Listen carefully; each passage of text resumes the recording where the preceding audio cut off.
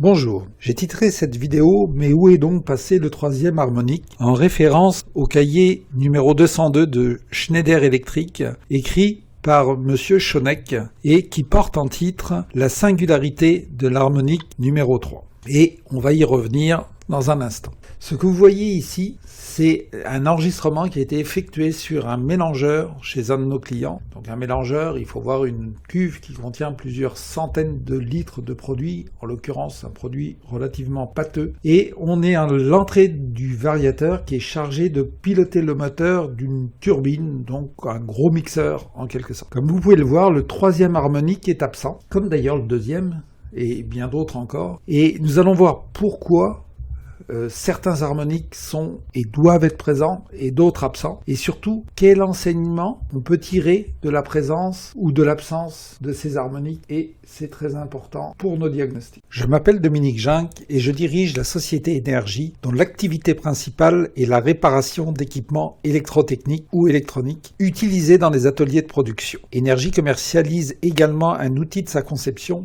Go-Scope, qui permet de visualiser rapidement et facilement les courants circulants dans les fils et les composants. Je vais essayer d'être assez rapide pour pouvoir garder votre attention jusqu'à la fin. Si le contenu vous semble trop ardu, je vous conseille de voir ou de revoir au préalable la vidéo intitulée « Maintenance curative et prédictive » présente sur notre chaîne YouTube. Dans tous les cas, n'oubliez pas de cliquer sur le pouce en dessous et de vous abonner pour être averti des nouvelles vidéos. Cela contribue à faire connaître cette méthode de diagnostic par analyse des courants. N'hésitez pas également à demander une démonstration de Go-Scope à l'aide du formulaire de contact ou du numéro de téléphone présent sur notre site www.goscope.com. Suite à une question, revenons sur l'intérêt de regarder la décomposition en fréquence d'un signal, encore appelé transformé de Fourier ou encore FFT pour Fast Fourier Transform. Une modification du signal entraîne forcément une modification du spectre de fréquence entrant dans sa composition et vice-versa. Si je modifie le spectre de fréquence, mon signal n'aura plus la même forme. Puisque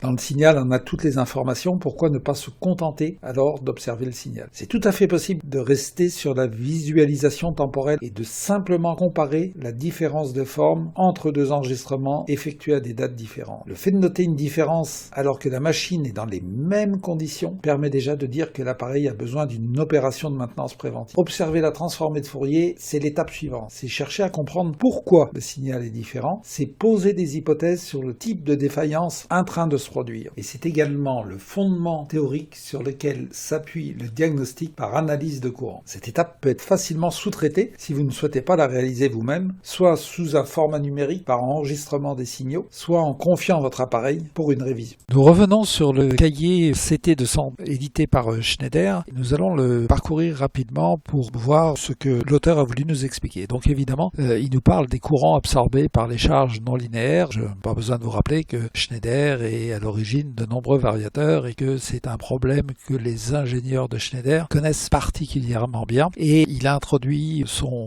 discours par une explication sur les courants harmoniques qui sont générés par ces charges non linéaires. Et très rapidement, il va arriver à la notion de charge linéaire symétrique et nous expliquer qu'à partir du moment où une charge non linéaire est symétrique, on va plus retrouver d'harmonique de Rampère. En plus, on a droit à une démonstration mathématique pour ceux qui veulent aller encore plus loin. Là, on a une première information extrêmement importante. On n'a pas d'harmonique de Rampère, alors notre charge est symétrique. Si pour une raison quelconque, et on aura sûrement l'occasion de voir que des raisons il y en a, quand notre charge n'est plus symétrique, on va voir des harmoniques de Rampère apparaître et on va pouvoir se poser la question sur pourquoi ces harmoniques-là sont apparues. Ensuite, très rapidement, on va passer à ce qui nous intéresse là aujourd'hui, c'est-à-dire les charges triphasées. Et encore une fois, il va nous expliquer que lorsqu'on a une charge non linéaire de type redresseur à diode triphasé, on va ne plus voir l'harmonique de rang 3. Cette harmonique de rang 3 va s'annuler. Et encore une fois, on a droit au calcul qui explique toute la théorie derrière. Et puis, un petit schéma qui nous montre que les harmoniques de Rampère et les harmoniques de rang 3 et tous les multiples des harmoniques de rang 3 disparaissent dans le spectre. Alors bien sûr, on croit Schneider quand il nous expose la disparition de certains harmoniques, mais vous connaissez déjà, si vous avez vu la vidéo précédente, que j'aime bien utiliser un simulateur qui s'appelle LT Spice, que vous pouvez vous également télécharger et utiliser, pour à la fois bien mettre en évidence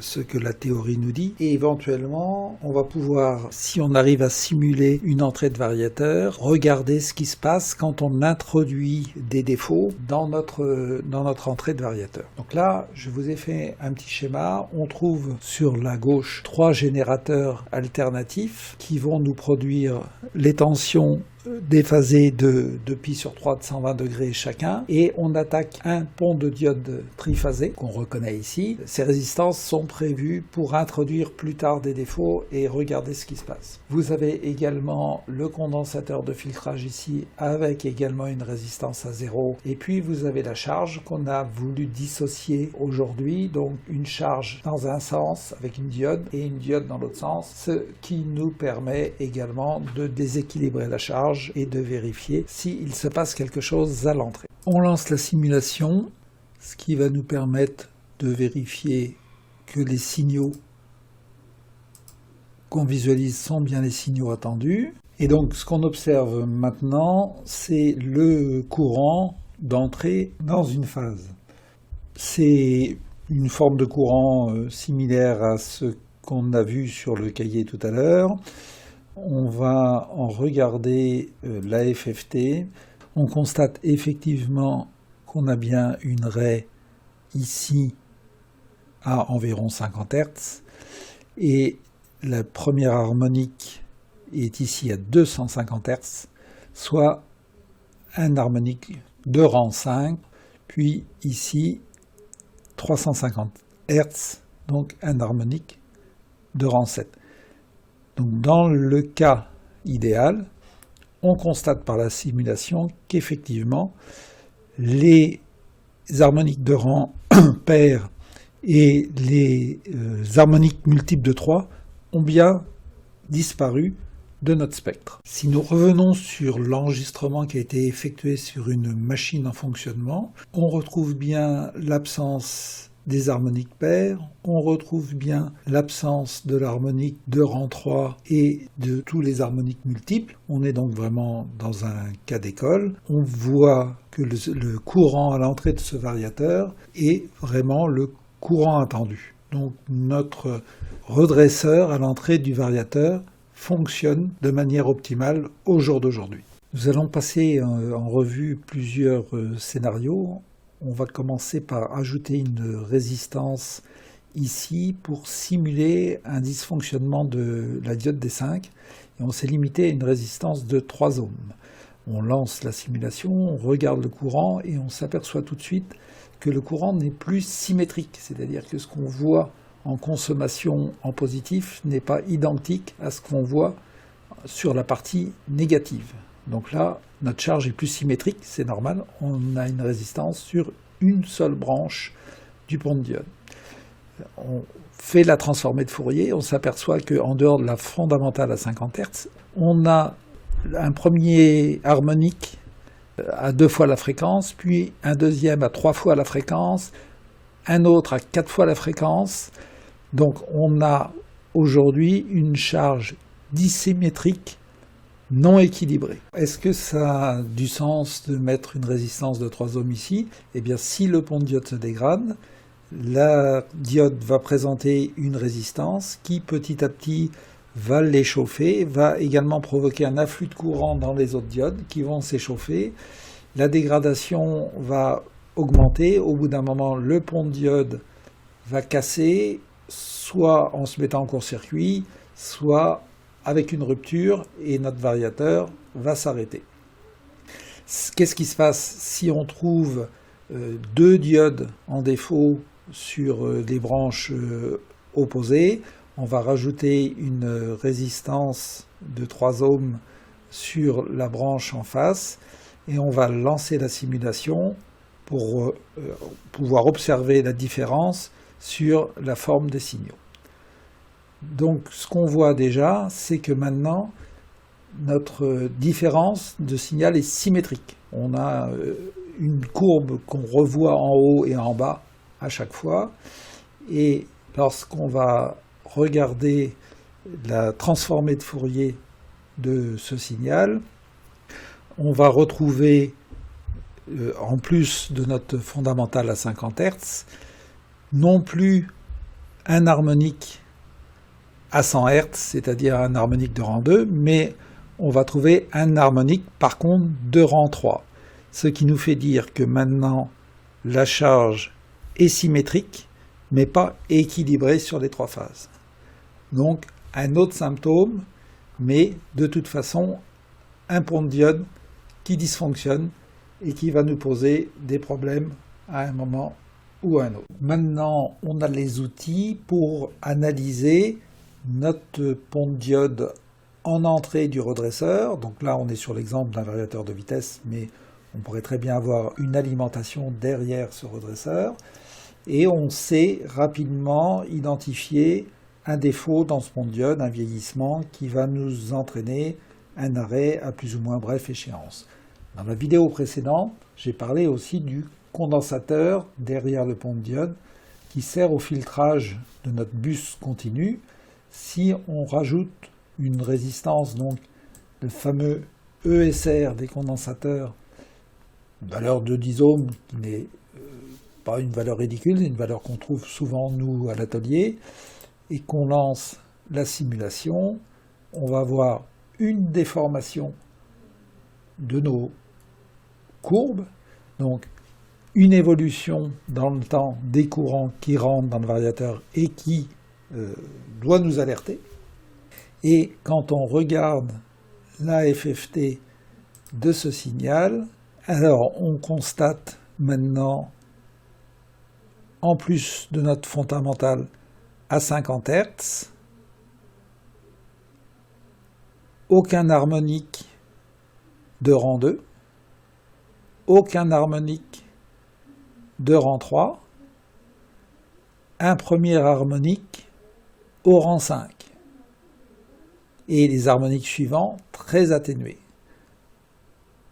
En fait, quand ce condensateur dysfonctionne, il ne déséquilibre pas la charge vis-à-vis du triphasé, mais il va amortir ces pics qu'on voyait.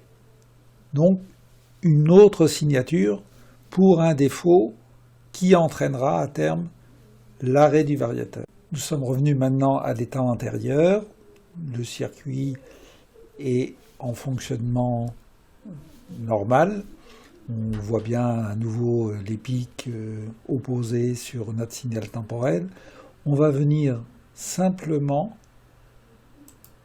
rajouter une résistance interne à un des trois générateurs et regarder ce qui se passe. J'aurais très bien pu aussi changer la valeur de la résistance qui suivait, ça revient strictement au même. On relance. Ah, notre signal a fortement changé. On va regarder la FFT de ce signal.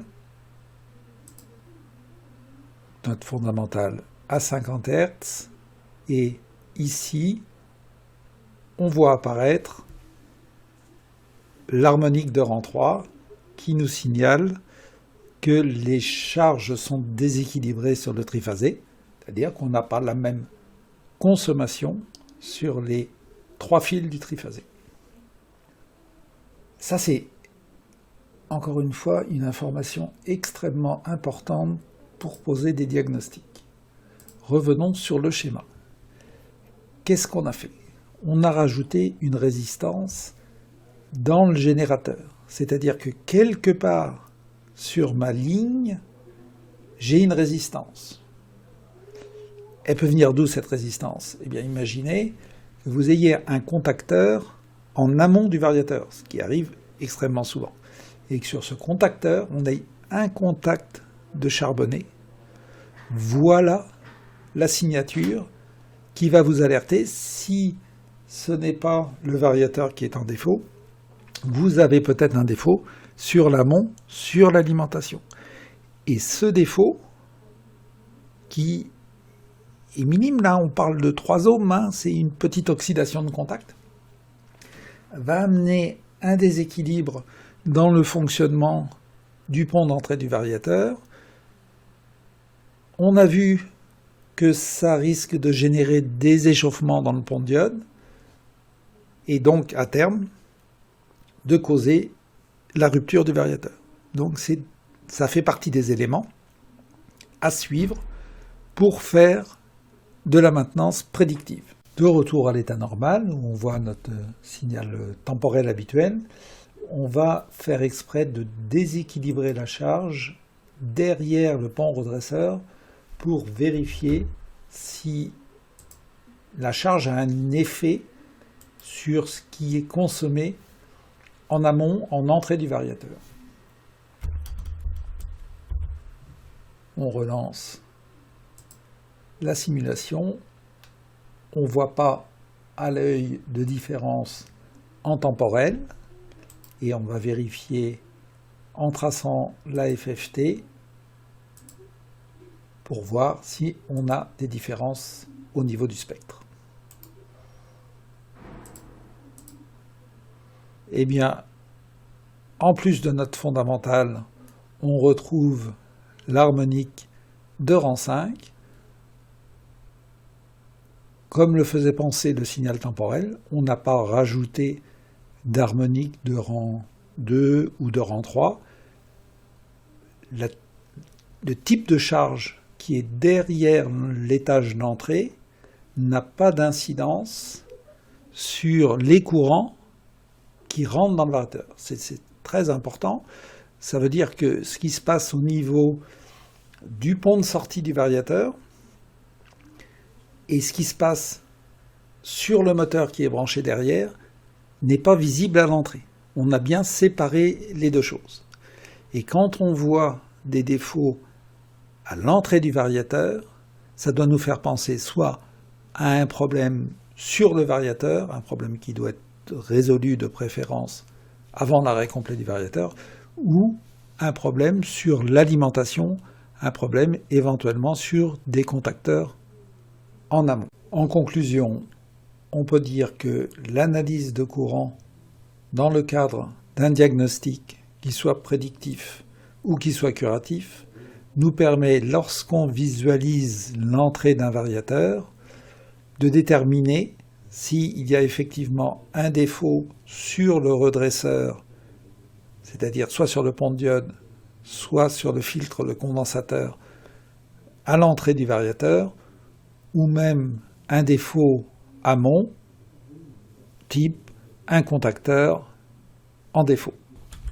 Nous verrons dans une prochaine vidéo ce qui se passe de l'autre côté du variateur, entre le variateur et le moteur, et on verra que l'on peut réaliser des diagnostics aussi bien sur la sortie du variateur que sur le moteur, voire sur la mécanique derrière le moteur. Vous n'oubliez pas, s'il vous plaît, le pouce sous la vidéo, l'abonnement pour être mis au courant de la sortie de la prochaine vidéo. Et je vous rappelle, si vous avez envie d'assister à une démonstration du Go-Scope, il suffit de nous contacter à l'aide de notre page sur notre site www.goscope.com. À très bientôt. Merci.